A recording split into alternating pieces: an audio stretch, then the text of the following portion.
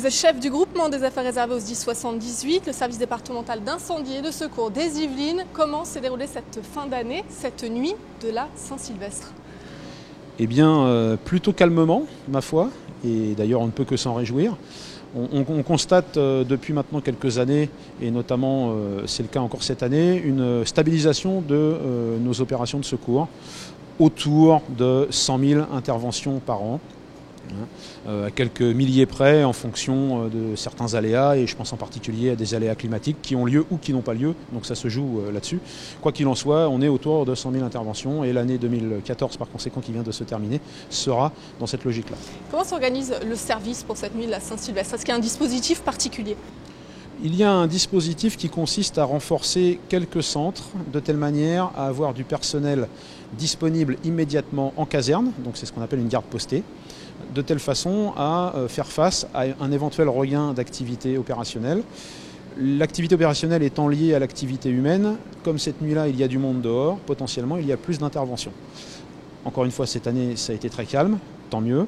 Pour autant, nous avons, nous, sapeurs-pompiers, une approche déterministe et non pas probabiliste. Ça veut donc dire qu'on met du monde en plus. Et même si cette année, il s'est avéré qu'au final, la soirée était plutôt calme, eh bien, oui, on a un dispositif. Alors, on a une trentaine de sapeurs-pompiers en renfort sur la garde normale du département, en plus, donc, par conséquent, de cette garde.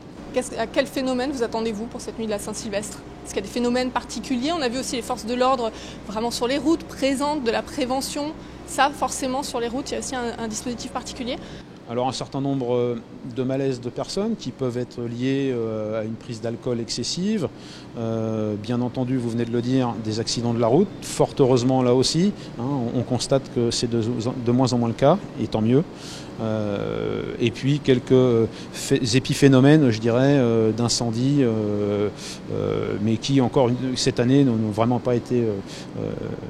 il y avait vraiment pas d'incendies qui sont venus polluer notre activité cette nuit-là. C'était plutôt calme. Alors, on va revenir sur les grands phénomènes de l'année 2015, les points importants, une année placée sous le signe notamment de la prévention, plus que 2 mois pour s'occuper des DAF, les détecteurs avertisseurs autonomes de fumée.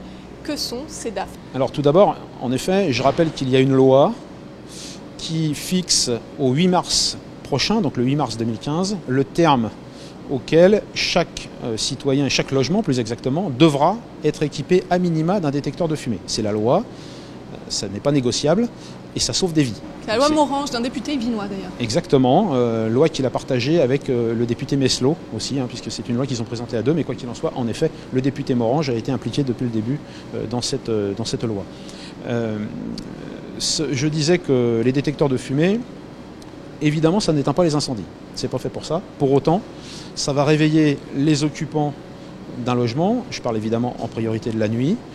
Il faut savoir que 70% des personnes qui décèdent des suites d'un incendie domestique décèdent la nuit.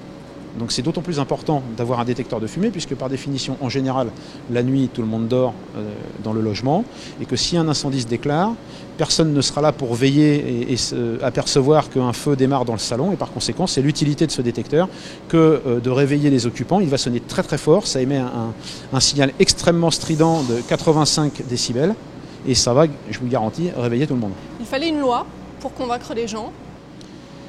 Écoutez, j'ai bien peur que oui, dans la mesure où si on s'en remet au taux d'équipement avant cette loi, nous étions de l'ordre de quelques pourcents d'équipement, entre 5 et 10%, on va dire, quelque chose comme ça. Force est de constater qu'avec ce terme obligatoire du 8 mars 2015, on constate que les gens commencent à aller s'équiper, mais je profite de votre antenne pour rappeler qu'un détecteur de fumée, c'est une quinzaine d'euros, ça sauve des vies. Il n'y a aucune raison d'attendre le 8 mars 2015 pour mettre un détecteur de fumée chez soi. Les incendies domestiques, ce sont 800 décès par an, 10 000 blessés.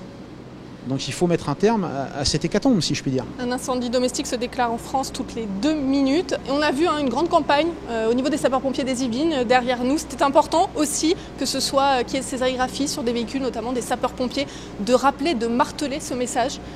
Absolument. La prévention des incendies domestiques fait partie des missions régaliennes des sapeurs-pompiers. Il y a d'une part la lutte contre le feu, mais je serais tenté de dire qu'au final, la lutte contre le feu, c'est quoi? C'est un constat d'échec. c'est quand les mesures de prévention et de bon sens dans l'habitat ont été mises en échec et que par conséquent l'incendie s'est déclaré. Donc pour éviter et essayer d'inciter nos concitoyens à s'équiper de détecteurs de fumée, à les sensibiliser aux dangers des incendies domestiques, il ne faut pas oublier que ça tue des enfants.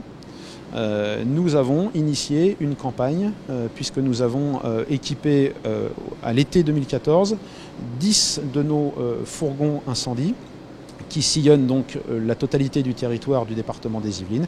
Et ce vecteur nous permet de sensibiliser les gens.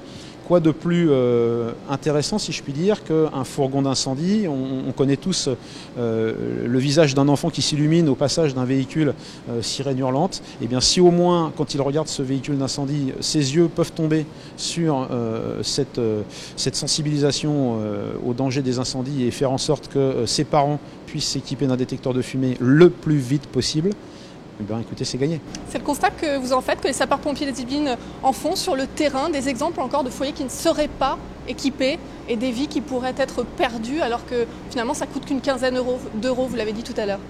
Fréquemment, sur le théâtre des opérations, on profite, quand malheureusement nous sommes confrontés à un incendie, donc un constat d'échec, somme toute.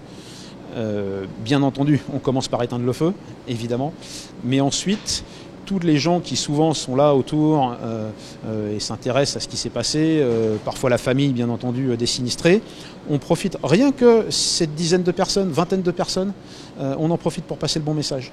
Et en fonction du fait que le logement était ou pas équipé d'un détecteur de fumée, on en profite pour faire de la prévention auprès de ces gens-là, de la sensibilisation. Et en général, croyez-moi, le lendemain, les voisins se ruent chez le marchand pour acheter des détecteurs de fumée. C'est un constat positif dans les pays qui nous entourent, notamment en Europe, avec ces pays qui ont rendu ces DAF obligatoires, et ça réduit le nombre de morts de moitié. C'est bien ça.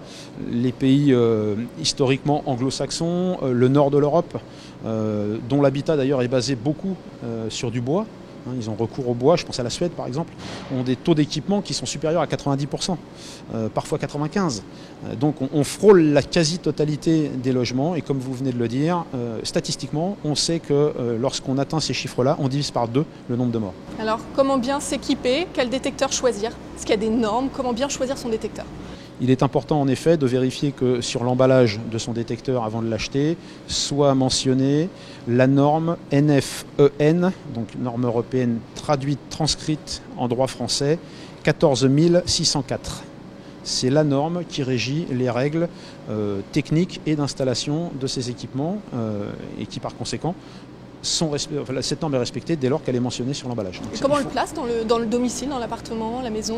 Alors, ce qu'il faut, je ne vais pas forcément vous dire comment on le place, je vais surtout vous dire comment on ne le place pas. Ce que je veux dire par là, c'est que ces détecteurs de fumée sont ce qu'on appelle des optiques. Et ils voient l'opacité de l'air. Par conséquent, ils ne font pas de la différence entre une fumée toxique d'incendie et de la vapeur d'eau dans une salle de bain. Et a fortiori bien sûr des graisses qui seraient issues de la cuisson dans une cuisine. Donc tout ça pour dire que toutes les pièces qu'on appelle les pièces humides, la salle de bain, la cuisine, sont systématiquement à proscrire pour ce genre d'équipement. Idéalement, alors sans tomber dans la psychose, mais un détecteur au niveau du couloir des chambres, un détecteur lorsque on habite une maison avec un étage dans le volume de l'escalier, au-dessus de l'escalier. Les fumées qui sont toujours chaudes montent systématiquement. Donc si le feu vient du rez-de-chaussée, le fait de mettre un détecteur immédiatement au-dessus de l'escalier, ça permettra de solliciter très rapidement ce détecteur et de le faire sonner excessivement vite, permettant donc encore une fois la nuit notamment l'évacuation rapide des occupants. Et on peut aussi parler de l'importance d'entretenir ces détecteurs. Il ne suffit pas de les acheter. Vous avez parfaitement raison de le préciser parce que sinon on tombe dans ce qu'on appelle de la fausse sécurité. On pense qu'on est en sécurité parce qu'on a mis un détecteur et puis les mois, les années passant, la pile ne fonctionne plus. Et du coup, on imagine qu'on peut compter sur cet appareil, que le jour où il y a un incendie, il va sonner, alors qu'en réalité, les piles sont défectueuses et qu'il ne remplit plus son office. Donc, en effet, c'est assez simple. Il y a un bouton, en général, sur le milieu de l'appareil. Il suffit, quand on passe en dessous, alors pour autant qu'il soit accessible, mais avec une perche, on peut aussi très bien y accéder comme cela. Il faut régulièrement, une fois par mois, une fois tous les 2 mois, tester son détecteur en appuyant sur le bouton, qui va donc émettre un signal strident. Si ce signal vous constatez que l'intensité a baissé, voire bien sûr qu'il ne fonctionne plus, il n'est plus que temps que de changer les piles.